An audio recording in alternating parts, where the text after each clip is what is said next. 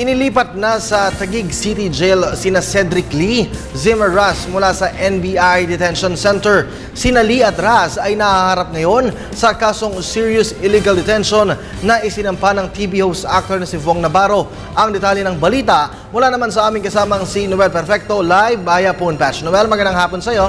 Magandang hapon, Kirby. Eksakto alas 12:30 ng tanghali kanina nang dalhin ng NBI NCR authorities ang dalawang suspect sa kasong serious illegal detention na sina Cedric Lee at Simeon Palma Raz, alias Zimmer Ras, mixed martial artist sa Taguig Regional Trial Court para sa kanilang arraignment o babasahan ng sakdal.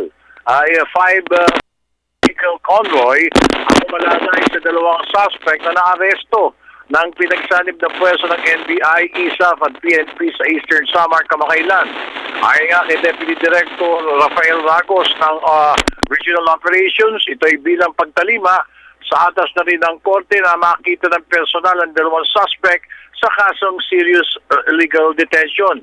Ito ay walang bail, Kirby.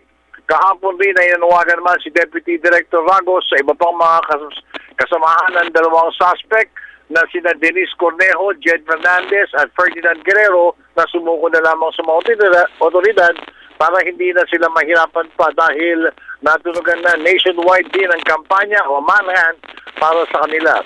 Di lamang mga otoridad ng pamahalaan tutok sa tatlo, na nais na makita ang pagtatapos ng kaso na isinampa ng actor Vong Navarro. Yun muna ulan, kasama pa rin si Erwin Navarro at Ricky Reyes, Noel Perfecto, Television ng Bayan.